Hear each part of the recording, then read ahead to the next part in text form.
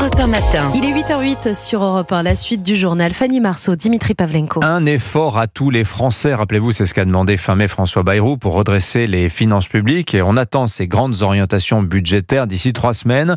La perspective d'une hausse des impôts inquiète les contribuables. Un ras-le-bol fiscal qui se traduit sur les réseaux sociaux. Le compte Nicolas qui paie connaît un succès fou. Nicolas, c'est un personnage imaginaire qui incarne ses actifs, qui croulent sous les impôts sans jamais tirer de bénéfices des services publics.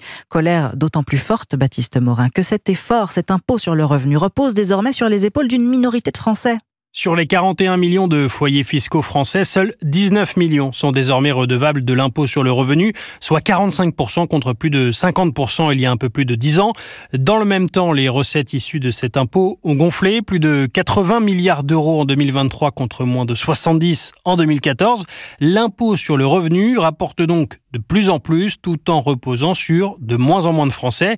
Et la majeure partie de la note est assumée par un très petit nombre de foyers, rappelle Pierre Boyer, économiste et professeur à l'école polytechnique. L'impôt sur le revenu, c'est l'instrument principal de redistribution entre les plus aisés et les plus modestes, puisqu'il est conçu comme un impôt qui est progressif, donc qui augmente avec le revenu. Et donc, il y a les 3/4 de l'impôt sur le revenu qui sont payés par les 10% des revenus les plus aisés. Et la réforme du prélèvement à la source en 2019 n'a pas invisibilisé l'impôt sur le revenu.